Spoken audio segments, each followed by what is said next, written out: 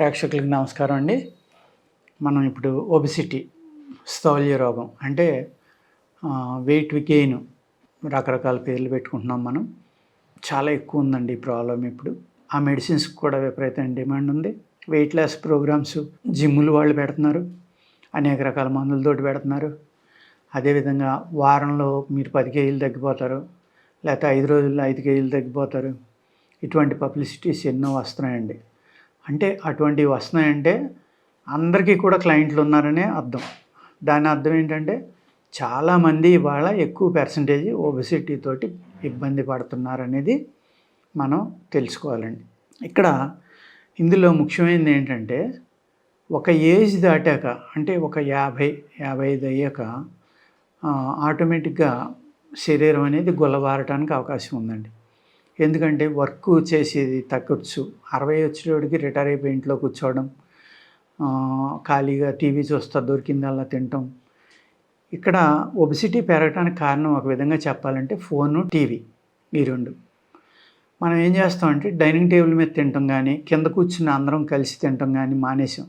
కింద మీరు బసికేసుకుని కూర్చుని ఆహారం తిన్నారనుకోండి, ఒబెసిటీ అనేది పెద్దగా రాదు. చాలా తక్కువ మందికి వస్తుంది. అప్పుడు ఎంత విచిత్రం చూడండి. ఇప్పుడు మనం ఏం చేస్తున్నాం, డైనింగ్ టేబుల్ మీద ఇలా సాఫ్గా కూర్చుని పొట్ట బాగా సాఫ్గా పెట్టుకుని ఇక్కడ దాకా తింటున్నాం. మీరు ఎప్పుడైతే కింద కూర్చున్నారో మీ పొట్ట ఫోల్డ్ అవుతుంది. ఫోల్డ్ అయినప్పుడు ఏంటంటే మీకు ఆ వాయువులు ఏమన్నా ఉంటే బయటకు వచ్చేస్తాయి. ప్లస్ మీరు తిన్న ఆహారం కూడా తక్కువ తింటారు, కావాల్సింది తింటారు. ఎప్పుడైతే మీరు బసికేసుకుని కూర్చున్నారో అది ఆసనం, మంచి ఆసనం. వజ్రాసనం అనుకోండి దాన్ని, మీరు కూర్చున్న పోస్చర్ని బట్టి. పద్మాసనం అనుకోండి. బాసిం పట్టేసి కూర్చుని తింటాం అని మనం. అదేంటంటే కింద బసికిలు పడి కూర్చోరా అన్నం తినరా అనేవాళ్ళు. ఆ కూర్చుని తినటం వల్ల అనేది కూడా మనం ఎక్కువ తినకుండా ఉంటామండి.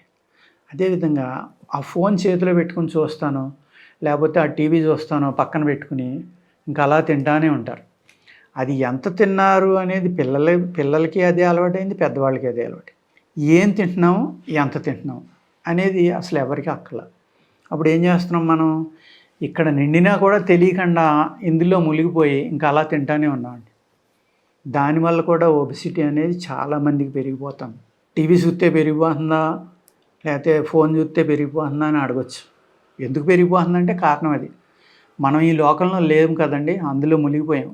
మునిగిపోయి ఏం చేస్తున్నాం, పక్కన ఏదో ఒక ప్యాకెట్, ఒక స్వీట్ ప్యాకెట్, ఒక హాట్ ప్యాకెట్, ఇంకోటో పెట్టుకుని తింటానే ఉన్నాం. అలాగే విధంగా ఒళ్ళో కంచం పెట్టుకుని తింటాం మొదలు పెడుతున్నాం.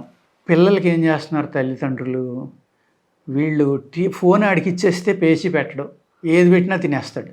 ఈ తల్లిదండ్రులు ఏం చేస్తున్నారు, తల్లికి బిడ్డ మీద ప్రేమ కదా, పేగు బంధం అంటాం దాన్ని. అందుకనే ఆవిడేంటి నా కొడుకు ఎక్కువ తింటే మంచిదని ఆడికి ఫోన్ చూస్తూ ఉంటే ఆడు ఎంత తింటున్నాడో ఆడికి తెలియదు, ఈవిడ పెట్టేస్తా ఉంది, ఆడు తినేస్తాడు ఫుల్గా. దాంతో చిన్నతనం నుంచే ఒబెసిటీ వచ్చేస్తుందండి. దయచేసి అన్నం పెట్టేటప్పుడు తల్లిదండ్రులు, పెద్దవాళ్ళు కానీ చిన్నవాళ్ళు కానీ టీవీ చూస్తా భోజనం చేయొద్దు, ఫోన్ చూస్తా అసలు చేయొద్దు. ఈ రెండు కారణాలు ఏంటంటేనండి, ఒబెసిటీ ఒకటే అని కాదు. మీరు ఆరోగ్యంగా ఉండాలి అంటే మీరు తినే ఆహారాన్ని చూడాలి. ఒక ఎనిమి తినేవాళ్ళు ఉంటారు, అతనికి పలావ్ అంటే చాలా ఇంట్రెస్ట్. అతను మజ్జిగ అన్నం తింటున్నాడో, కూర అన్నం తింటున్నాడో, పలావ్ అన్నం తింటున్నాడో తెలియకుండానే తింటున్నాడు టీవీ చూస్తా. అలా కాకుండా నీకు ఇంట్రెస్ట్ ఉన్న ఫుడ్ అక్కడ ఉంది, దాన్ని చూడగానే ఏమైంది, నీ కంటి ద్వారా నీ బ్రెయిన్కి సిగ్నల్ వెళ్ళింది. నీ బ్రెయిన్ నుంచి ఏమవుతుంది, నీ నాలుగుకి, నీ రుచికి, అంటే నీ నోటికి, నీ పేగులకి, నీ శరీరానికి అన్నిటికి వెళ్ళింది.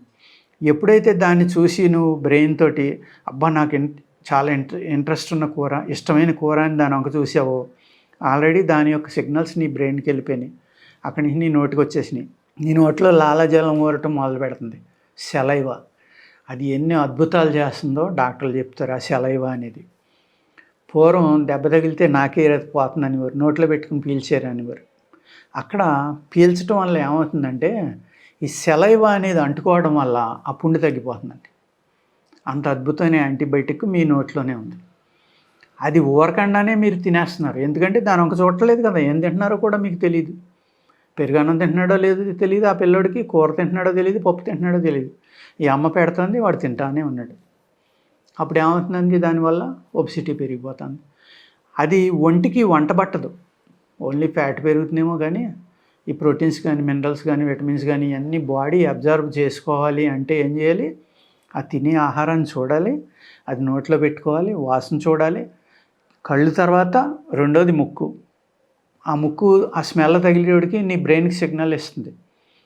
దాని స్మెల్ వల్లే నీకు ఒక ఆనందం వస్తుంది. నీకు ఇష్టమైనదైతే కోపం వస్తుంది, తినటానికి ఇష్టపడవు. నీకు ఇష్టమైందనేవాడు కంటితోటి చూసినప్పుడు ఒక పాజిటివ్ థింకింగ్ వచ్చింది మీకు. మళ్ళీ ముక్కుతోటి పీల్చినప్పుడు ఇంకొక థింకింగ్ వచ్చింది. రెండు కూడా ఏమవుతుంది అక్కడ? నీకు ఇష్టమైనవే జరుగుతున్నాయి. ఆ బ్రెయిన్ సిగ్నల్లే నీ బాడీ అంటుంది. విన్నప్పుడు ఏమవుతుంది? నువ్వు ఆహారం తీసుకోవడం వల్ల చక్కగా బాడీకి వంట బట్టి మంచి బలం వస్తుంది. అనవసరమైన ఫ్యాట్లు అయ్యి పెరగవు. అలాగే ఎక్సర్సైజ్ అనేది లేకుండా పోయింది. అందరూ కూడా పూర్వం ఖాళీగా ఉన్నప్పుడు ఏం చేసేవారంటే ఏదో ఒక ఎక్సర్సైజ్ చేయడం, అలాగే ఫ్యామిలీస్లో ఈ తిరగలి విసరడం, పోటేయడం, ఇంకోటి తెచ్చిన పప్పులు ఏరుకోవడం, లేకపోతే బియ్యం ఏరుకోవడం, ఇలాగా ఏదో ఒక పని చేసుకునేవారు. ఇప్పుడు అవన్నీ ఆ సిస్టము పోయింది, ప్లస్ టీవీలు వచ్చినాయి. ఇప్పుడు ఏం చేస్తున్నాం? పని చేయట్లే, ఓన్లీ వంట పని తప్ప. లేడీస్ అయితే, జెంట్స్ అయితే హాల్లో కూర్చున్నా కూడా ఎక్కడ కూర్చున్నా వ్యాయామం అనేది పూర్తిగా తగ్గిపోయిందండి. మానవులు అనేవాళ్ళు వ్యాయామం చేసేవాళ్ళు బాగా తగ్గిపోయారు. వ్యాయామం చేస్తున్నారు, ఏ విధంగా చేస్తున్నారు?